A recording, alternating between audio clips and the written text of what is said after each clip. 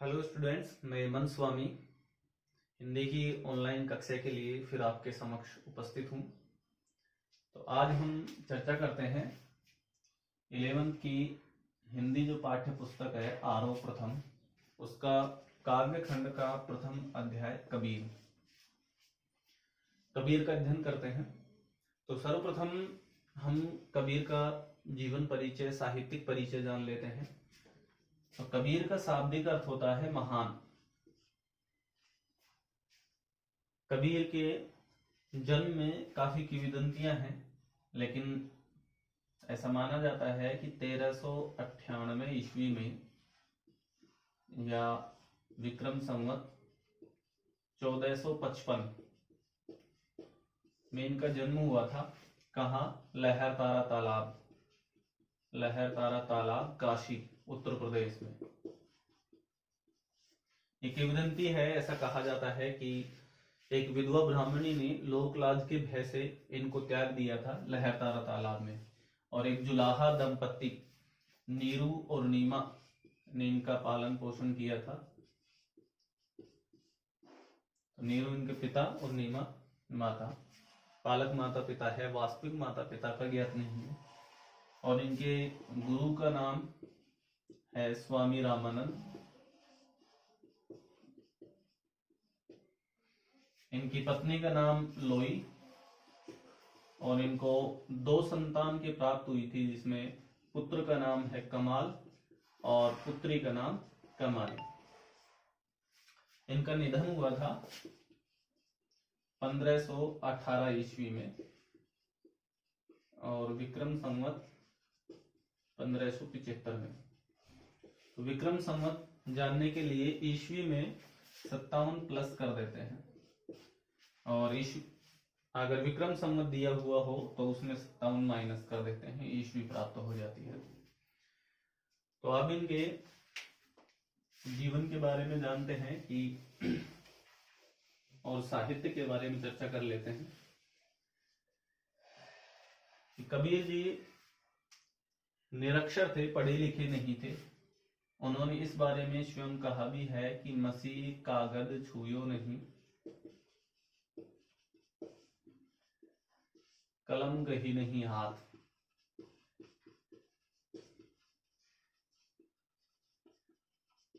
मसीह का अर्थ होता है स्याही, इंक। कागज जानते ही हैं, छुया नहीं, स्पर्श नहीं किया, कि न तो मैंने स्याही को स्पर्श किया है और न ही कागज को स्पर्श किया है। कलम गही नहीं हाथ, और न ही मेरे हाथ में कभी कलम गई है। तो इससे स्पष्ट हो रहे हैं कि कबीरदास जी निरक्षर थे, उनको अक्षर ज्ञान नहीं था। तो उनको अक्षर ज्ञान नहीं था, तो कबीर ने ये रचना किस प्रकार से लिखी, अर्थात उनका हम काव्य अध्ययन करते हैं। तो कबीर को जो ज्ञान था वो सत्संगति, लोकानुभव और देशाटन से था। देशाटन अर्थात देशाटन, देश के भ्रमण करने से।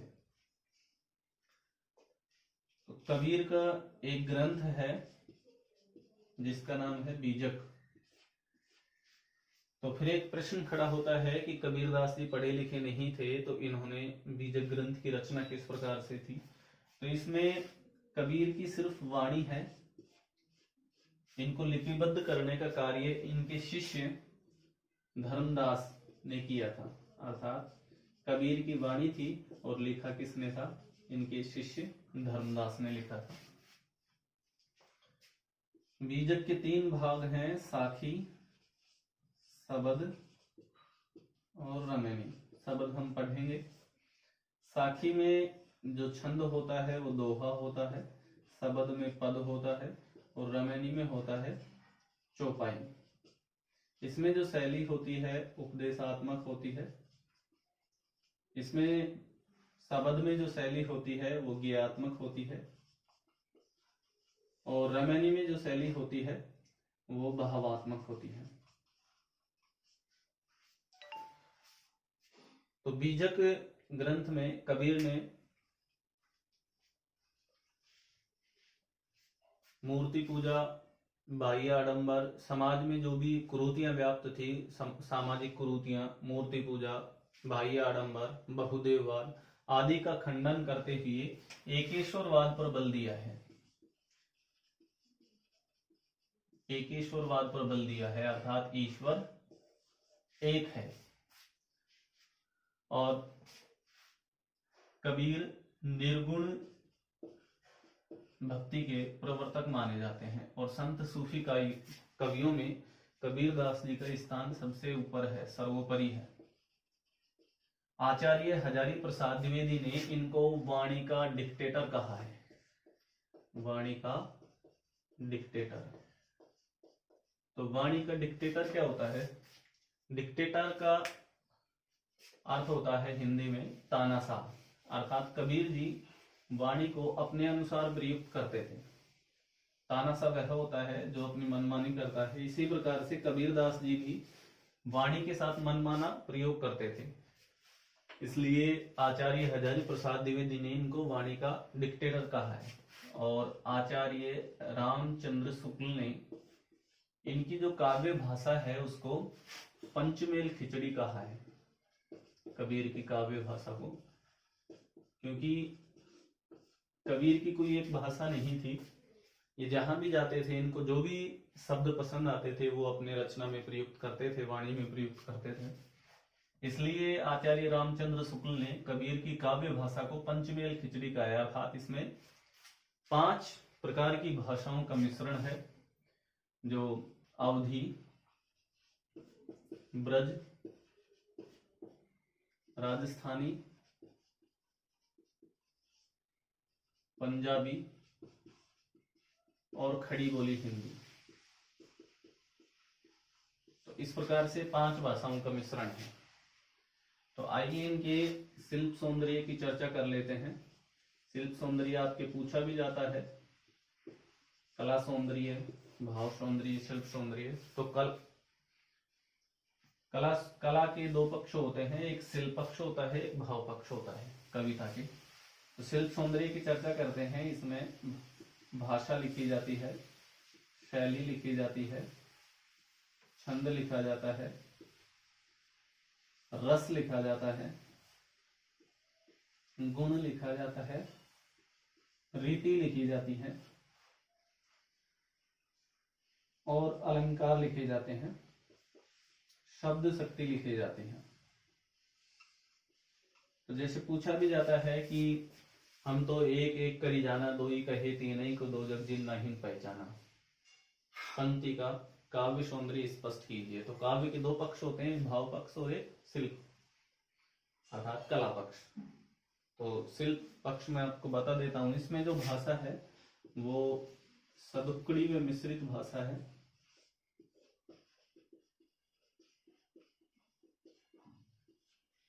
शैली जो इनकी साखी है उसमें पूर्व में बता चुका हूं, उसमें उपदेशात्मक है और इसमें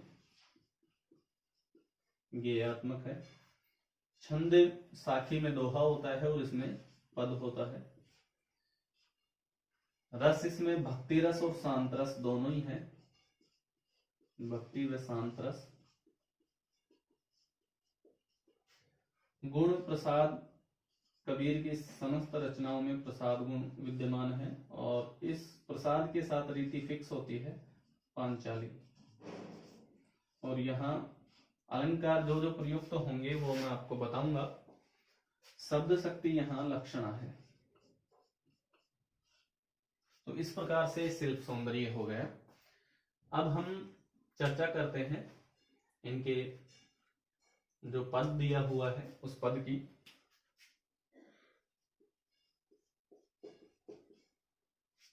देखो, हम तो एक एक करी जाना।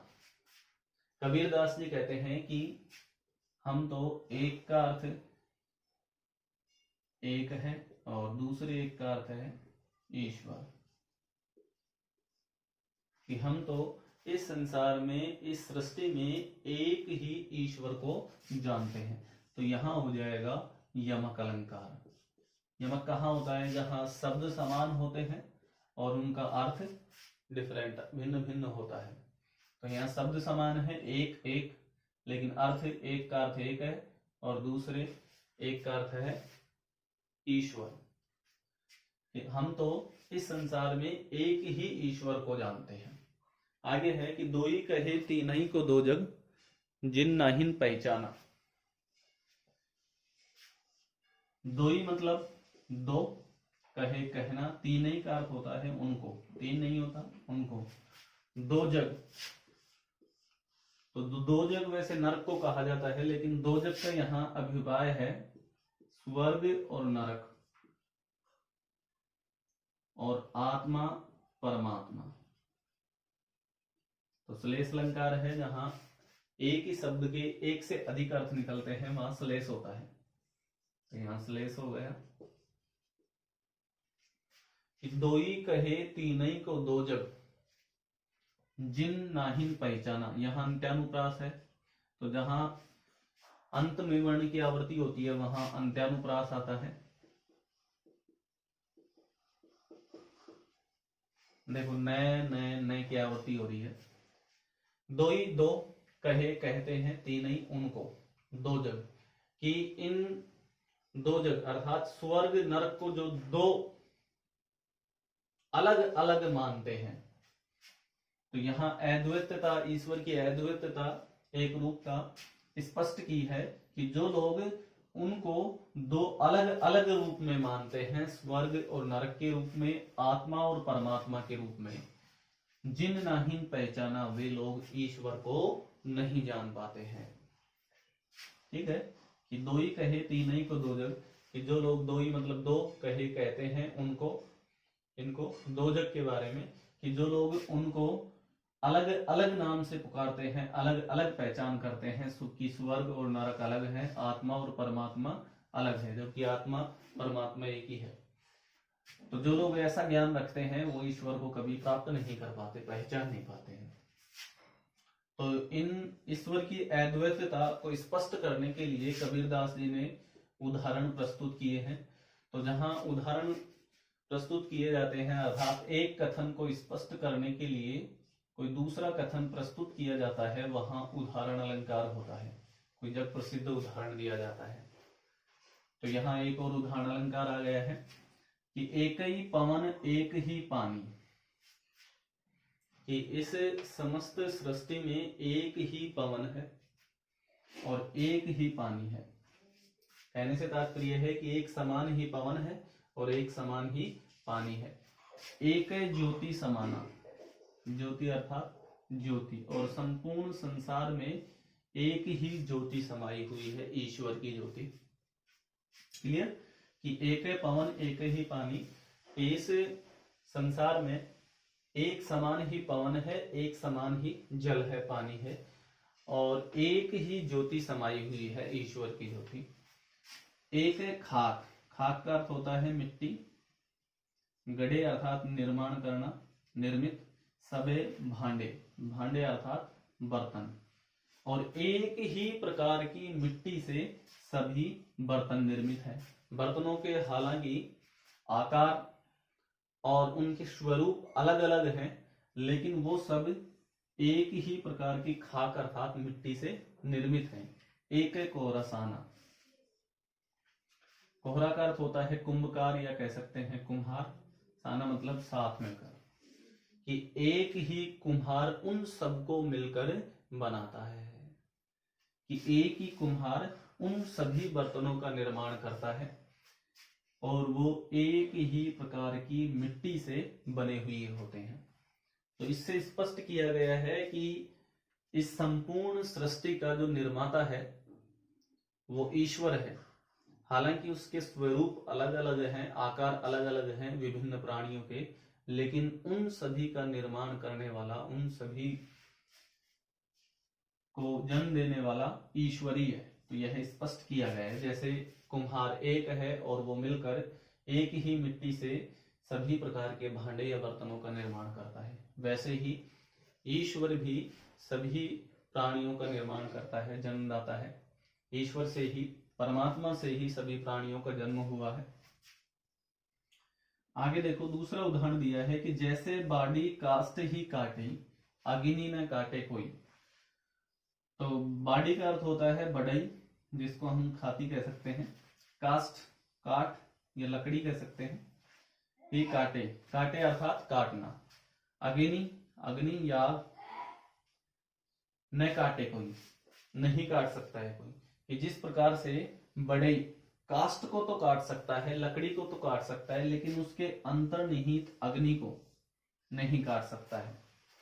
अग्नि दिखाई नहीं देती लेकिन उसके अंतर्निहित होती है। उसी प्रकार से प्रतीकात्मक रूप में समझाने की समझाया गया है कि जिस प्रकार से बढ़ई लकड़ी को काट सकता है लेकिन उसके अंतर्निहित अग्नि को नहीं काट सकता है, उसी प्रकार से मनुष्य का जो शरीर है, मनुष्य का शरीर नश्वर है, नाशवान है, इसको खत्म किया जा सकता है, लेकिन अंतर्निहित जो आत्मा है, आत्मा क्या है?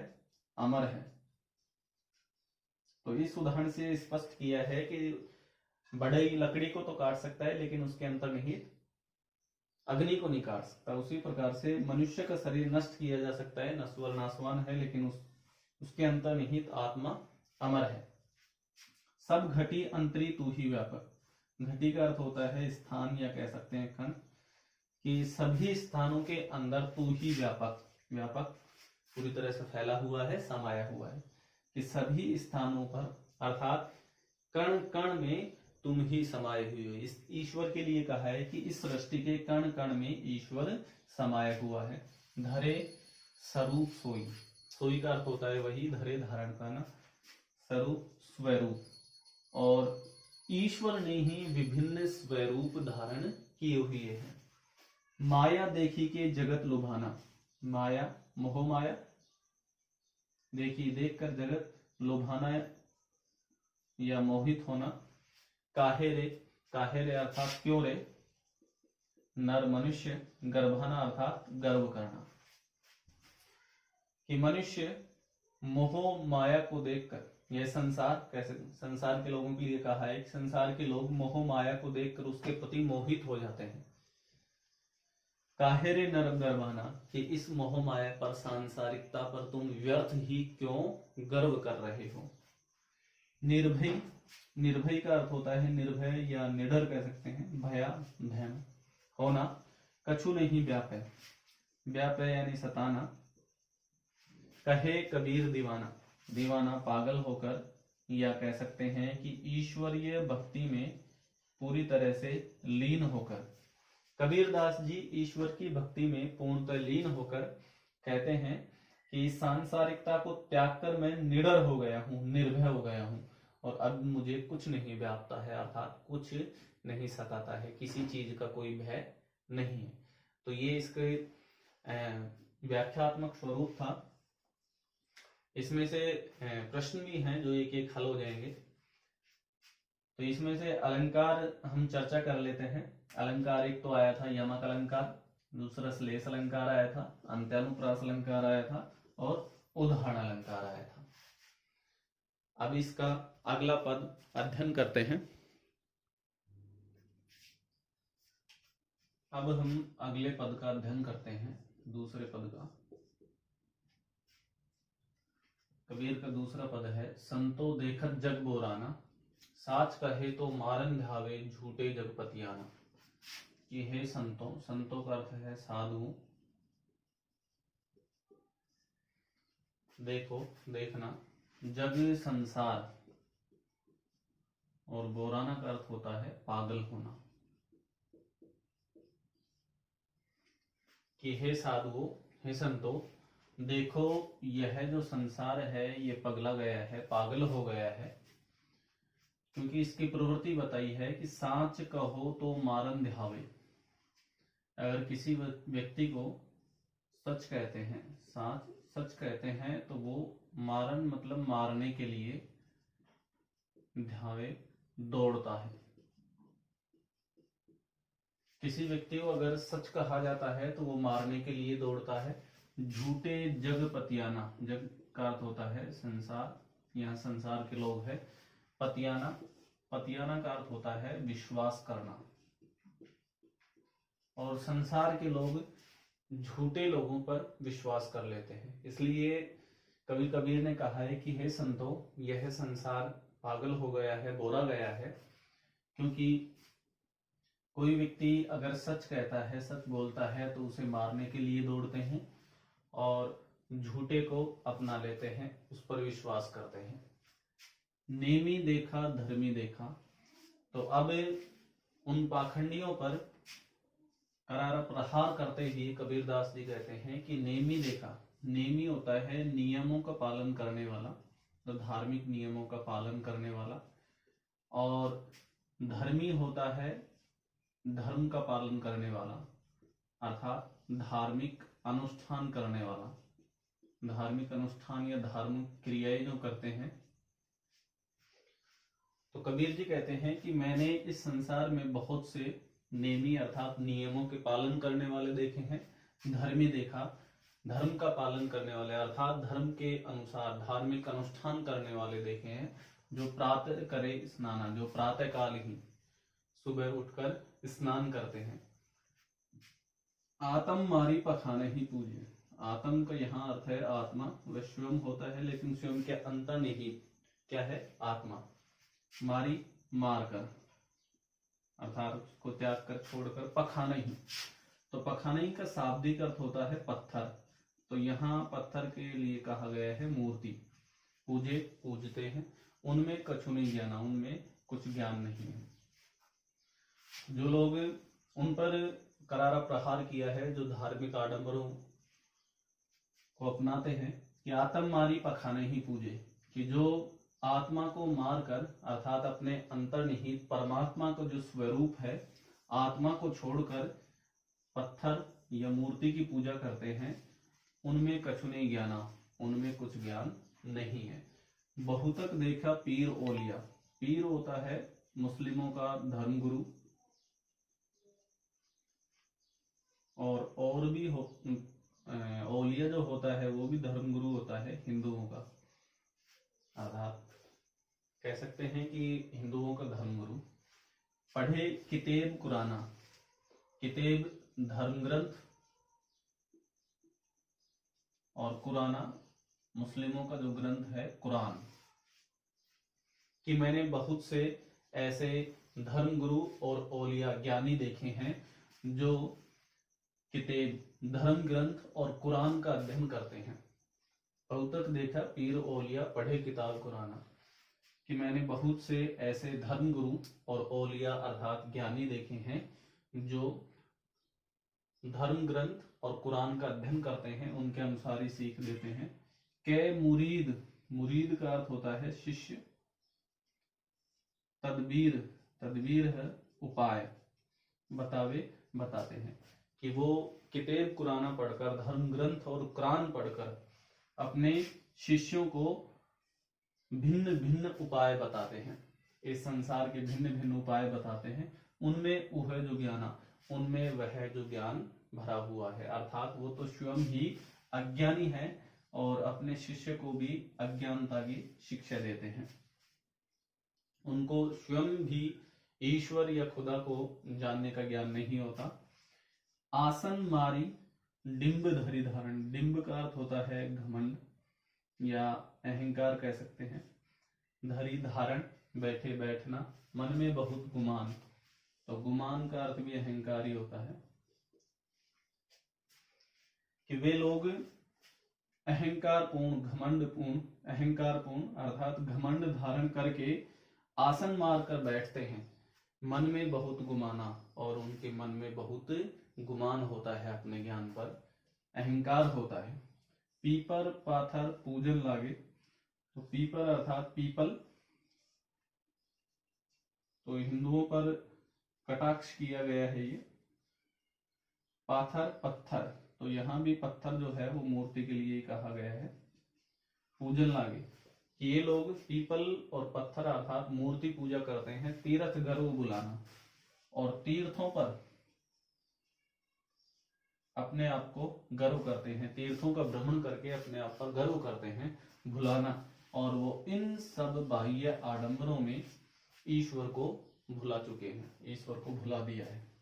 टोपी पहिरे माला पहिरे, छाप तिलक अनुमाना, कि टोपी पहरे, टोपी धारण करके, टोपी पहनकर, मुस्लिम टोपी पहनकर नमाज अदा करता है, माला पहने, हिंदू माला पहनकर और पूजा करता है, माला पहरे, माला पहनकर, छाप तिलक अनुमाना, तिलक, तिलक लगाना, छाप, छापा लगाना, तिलक छापा करके, कि जो लोग टोपी पहरे, माला पहरे, छाप तिलक अनुमाना, कि लोग टोपी पहनकर, गले में माला धारण करके और तिलक छापा करके ईश्वर को भुला चुके हैं। तो ये हो गया है हमारा दूसरा पद पूर्ण हो गया। देखिए आगे अध्ययन करते हैं कि जो लोग पीपल पत्थर की पूजा करते हैं, पत्थर अर्थात मूर्ति, पीपल पत्थर की पूजा करते हैं, पीपल की मूर्ति की पूजा करते हैं और अपने ज्ञान पर गुमान करते हैं, अहंकार करते हैं, मस्तक पर तिलक छापा करते हैं, टोपी पहनते हैं, माला धारण करते हैं, वे लोग ईश्वर को प्राप्त नहीं कर सकते हैं। आगे उनके बारे में बताया है कि साखी शब्दई गावत भूले, आत्म खबरी न जान। साखी का अर्थ होता है साक्ष्य या दोहा, और शब्दई का अर्थ होता है शब्द, अर्थात जो गुरु अपने शिष्यों को मंत्र देता है, गुरु मंत्र कह सकते हैं। गावत गाना, भूले भूल जाना, आत्म आत्म, और खबरी का अर्थ होता है रहस्य, न जाना। कि ऐसे लोग साखी, दोहे और गुरु मंत्र गाते हुए फिरते रहते हैं, वे ईश्वर की सत्ता को, ईश्वर को भूल बैठे हैं। आत्म खबरी न जाना, और स्वयं के इस पाखंड में, इन बाह्य आडंबरों को पालना करने के चक्कर में वो अपने आत्मा के रहस्य को भी भूल चुके हैं, अर्थात आत्म रहस्य को नहीं जान पाते हैं, आत्मा के रहस्य को नहीं जान पाते हैं। हिंदू कहे मोहि राम पियारा, तुरक कहे रहीमाना। तो वो दोनों आपस में धर्म के नाम पर लड़ते हैं, अपने अपने ईश्वर को श्रेष्ठ बताते हैं। उनके लिए कहा है कि हिंदू तो ये कहता है कि मोहि, मुझे राम प्यारा है, हिंदू कहे मोहि राम प्यारा, हिंदू तो ये कहता है कि मुझे राम प्यारा है। तुरक, तुरक का अर्थ होता है मुसलमान, और मुसलमान ये कहता है कि मुझे रहीम प्रिय है। इन दोनों को अपने अपने जो आराध्य देव प्रिय लगते हैं। आपस में दो लरी लरी मुए, लरी लरी मतलब लड़ लड़कर, यहाँ पुनरुक्ति प्रकाश अलंकार है। पुनरुक्ति प्रकाश अलंकार वहां होता है जहां शब्द समान होते हैं और अर्थ भी समान होते हैं। तो आपस में दो लड़ लड़ मुए, ये दोनों हिंदू और मुसलमान आपस में दोनों लड़ लड़ के मुए मर जाते हैं। मरम न, तो मर्म अर्थात रहस्य, काहू कुछ जाना, जानना, और ईश्वरीय सत्ता के इस मर्म को या इस रहस्य को नहीं जान पाते हैं। आपस में दोनों धर्म के नाम पर आपस में दोनों लड़ लड़ कर मर जाते हैं, किंतु ईश्वरीय सत्ता के इस रहस्य को नहीं जान पाते हैं। घर घर, घर घर में फिर से वही पुनरुक्ति प्रकाश अलंकार है। घर घर मंत्र देत फिरत है, महिमा के अभिमानी, अभिमानी मतलब अभिमान करना, घमंड करना। कि ये ऐसे गुरु ओलियों के बारे में बताया गया है कि ऐसे गुरु जो घर घर जाकर मंत्र देते फिरते रहते हैं, अर्थात लोगों को शिक्षा देते फिरते रहते हैं, महिमा के अभिमानी, उन्हें अपने ज्ञान पर, महिमा पर अभिमान होता है, घमंड होता है। गुरु के सहित शिष्य, शिष्य यहाँ है शिष्य, सब बूढ़े, बूढ़े का मतलब डूबना, अंतकाल पछताना, अंतकाल में पछताना। तो ऐसे जो गुरु होते हैं, जो घर घर जाकर अपनी शिक्षा का ढिंढोरा पीटते हैं, शिक्षा गुरु मंत्र देते हैं, उनको अपनी महिमा पर, ज्ञान पर अभिमान होता है, घमंड होता है, जबकि वास्तविक रूप में वो अल्प ज्ञानी, अज्ञानी होते हैं। तो ऐसे गुरु से शिक्षा प्राप्त करने वाले, गुरु मंत्र लेने वाले शिष्यों के बारे में कहा है कि गुरु के साथ सहित साथ शिष्य सब बूढ़े, कि ऐसे गुरु के साथ वो शिष्य भी डूब जाते हैं, किसमें? अज्ञानता रूपी कुएं में। अज्ञानता रूपी कुएं में वो गुरु के साथ वो शिष्य भी डूब जाते हैं। कहने से तात्पर्य है कि वो भी अज्ञानता में भटक जाते हैं। अंत काल पछताना, और अंत समय में उन्हें पछताना पड़ता है। कहे कबीर सुनो हो संतो, कबीर दास जी कहते हैं कि हे संतो, हे साधुओं, ई सब मरम भुलाना। मरम का अर्थ है भ्रम। भ्रम का अर्थ है भ्रम। कि हे संतो, हे साधुओं, ये जो संसार में भ्रम है, अर्थात ये जो धार्मिक मतभेद हैं, सांप्रदायिकता का जो भ्रम है, इन सब भ्रम को भुलाकर और ईश्वरीय सत्ता को पहचानो, परमात्मा की भक्ति करो। केतिक कहो कहानी माने, सहजई सहज समाना। केतिक मतलब कितना ही कहो या समझाना भी कह सकते हैं, कि इनको, ऐसे लोगों को कितना ही समझाओ या कितना ही कहो, कहानी माने, ये कहना नहीं मानते हैं। सहजई मतलब साधना से, ईश्वर की साधना से सहज रूप से, आसानी से, समान रूप से मिल जाते हैं। कि केतिक कहो कहानी माने, ऐसे लोगों को कितना ही समझा लो, कितना ही कह लो, वो कहना नहीं मानते हैं कि ईश्वर तो सहज साधना से ही प्राप्त हो जाते हैं। तो ये हमारी व्याख्यात्मक विवरण इसका समाप्त होता है। अब अगले वीडियो में हम इसके प्रश्नोत्तर को हल करेंगे। धन्यवाद।